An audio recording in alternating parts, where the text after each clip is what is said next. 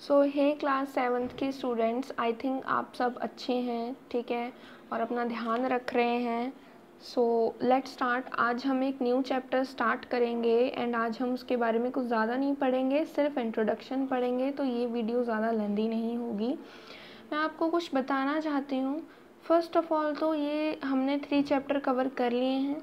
Second of all ये QR code होता है, आप इसको ज़रूर से स्कैन किया कीजिए, ठीक है। इसमें कुछ एक्टिविटीज़ होती हैं जो कि आप अपने कंप्यूटर पे जाके उसको खेल सकते हैं एज अ गेम्स, और खेल खेल में आप चैप्टर को भी सीख सकते हैं, ठीक है। सो अगर आप चाहेंगे तो मैं एक लाइव क्लास रख के आपको इसके बारे में समझा भी दूँगी, ठीक है। दूसरी बात, अगर आपको लगे कि मैं ज़्यादा धीरे धीरे पढ़ा रही हूँ तो अपने YouTube के मोर सेटिंग्स पे जाके और प्लेबैक स्पीड को थोड़ा बढ़ा लिया करो, सो आप बेटर मुझे सुन पाओगे, ठीक है। एंड नेक्स्ट थिंग जो है और लास्ट थिंग जो मैंने आपको बतानी है वो ये है कि जब भी मैं पढ़ाया करूं तो मे बी पॉसिबल कि वीडियो की क्वालिटी आपके एरिया में नेटवर्क की वजह से इतनी अच्छी ना आए, तो आप क्या कर सकते हैं, और आपको करना भी चाहिए, अपने सामने अपनी उस सब्जेक्ट की नोटबुक यानी कि SST क्लास 7th ज्योग्राफी की बुक आप खोल के रखें, वही चैप्टर वही पेज जो कि मैं पढ़ा रही हूँ, एंड आप उसे लाइन बाय लाइन वैसे ही उस पर उंगली रख के चलें जैसे मैं आपको पढ़ा रही हूँ, क्योंकि मैं एक एक लाइन आपको पढ़ाती हूँ, यहाँ पे हाईलाइट करके बताती हूँ मैं एक एक लाइन आपको, या राइट। सो उस चीज़ का फ़ायदा आपको तब तक नहीं होगा जब तक आप खुद भी नहीं उसको पढ़ोगे, ठीक है, क्योंकि आपको वो चीज़ याद नहीं रहेगी। Okay, so let's start with the chapter now. Wait, let me use the pen.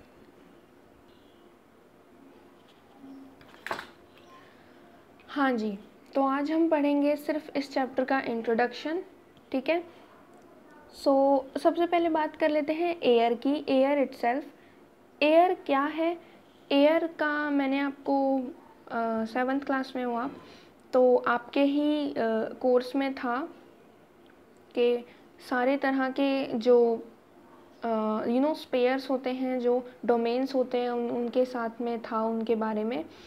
Land का होता है लिथोस्फेयर, राइट। वाटर का होता है हाइड्रोस्फेयर, राइट। और एयर का होता है एटमॉस्फेयर। सो एयर क्या होता है? बेसिकली एक मिक्सचर होता है of air. Air is the mixture of different gases, ठीक है। तो इसमें डिफरेंट टाइप्स की गैसेस होती हैं और ये भी हर जगह पे नहीं होती हैं, इसका भी एक डोमेन होता है जिसे हम एटमॉस्फेयर कहते हैं, ठीक है। ऐसा स्पेयर जिसमें कि एयर का मिक्सचर है, बहुत सारी एयर्स हैं, ठीक है, और इसके बारे में अब हम यहाँ पे पढ़ते हैं, ठीक है। Our earth is surrounded by a huge blanket of air. Huge blanket of air, इसको हर बार इसका साइज छोटा करना पड़ता है, कॉल्ड एटमॉस्फेयर। तो हमारी जो अर्थ है वो सराउंड हुई है, यानी कि उसके चारों तरफ एक बहुत बड़ा ब्लैंकेट है एयर का, जिसे कि हम क्या कहते हैं? एटमॉस्फेयर कहते हैं। All living beings on this earth depend on this atmosphere for their survival. 1 minute. So सारे के सारे जो ह्यूमन बींग्स हैं वो डिपेंड करते हैं इस लेयर पे, इस यानी कि सारे के सारे ह्यूमन बींग्स का जो सर्वाइवल है वो क्यों है? क्योंकि एटमॉस्फेयर की लेयर है, ठीक है। वो एक तरह का प्रोटेक्शन ब्लैंकेट की तरह से वर्क करती है, जिसके बारे में हम अभी आगे पढ़ेंगे, ठीक है। सो let's start. It provides us the air we breathe and protects us from the harmful effects of the sun's ray। अब ये क्या करती है, इसका काम क्या है, ये हमारे लिए कैसे यूज़फुल है? तो एक तो हमें ये एयर प्रोवाइड करती है ब्रीदिंग के लिए, ठीक है, क्योंकि हमें ब्रीद इन करने के लिए चाहिए ऑक्सीजन और ब्रीद आउट करने के लिए हमें चाहिए CO2, राइट। सो और दूसरा काम जो करती है, ये हमें प्रोटेक्ट करती है from the harmful effect of the sun's rays. अब ये हमें प्रोटेक्ट करने के भी काम आती है from the harmful effect of sun rays. जो हार्मफुल UV रेज होती हैं ठीक है। यूवी रेज यानी कि ultraviolet rays of the sun, ये हमारे लिए हार्मफुल होती हैं, इनकी वजह से स्किन कैंसर भी होता है, तो ऑब्वियसली हमें इनसे बच के रहने की ज़रूरत है। जो लड़कियां सनस्क्रीन लगाती हैं वो भी तभी लगाती हैं, ठीक है। सो कुल मिला के जो एक तरह से एटमॉस्फेयर है ये हमें बचाती है सन की हार्मफुल यूवी रेज से, ठीक है। तो यूवी रेज एक तरह से जो आती हैं वो छन के आती हैं हमारे पास, ठीक है, ताकि वो हमें हार्म ना करे और हमें वो विटामिन डी दें, ठीक है। So without this blanket of protection we would be baked alive by the heat of the sun during day and get frozen during night।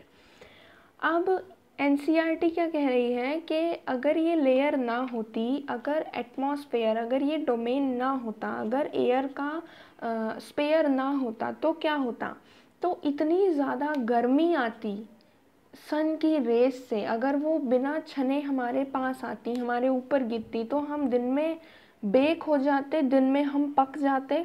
Seriously यहाँ पे यही लिखा है, देखो, देख रहे हो एनसीईआरटी की लैंग्वेज, कि दिन में तो हम बेक हो जाते और रात में हम फ्रोज़न हो जाते, रात में हम जम जाते और दिन में हम बिल्कुल बेक हो जाते, जैसे केक हो जाता है बेक, ठीक है। तो इतना ज़्यादा गर्म टेम्परेचर हो जाता है दिन में और इतनी ज़्यादा ठंड हो जाती है रात में, ठीक है।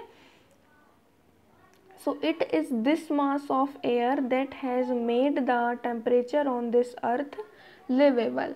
अब वो यही इस ही की वजह से, यानी कि एटमॉस्फेयर की लेयर की जो एक तरह से ब्लैंकेट है ये, इसकी वजह से ही हम इतने ज़्यादा सेफ़ हैं आज के ये टेम्परेचर ऐसा बना है जिसमें कि हमारी ज़िंदगी सफल है, हम सरवाइव कर सकते हैं और अर्थ जो है वो एक रहने लायक प्लेस है।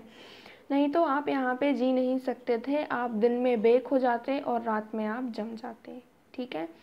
So this was all for the lesson and it is completely N introductory session, ठीक है। तो इसमें कुछ ज़्यादा नहीं पढ़ाया मैंने।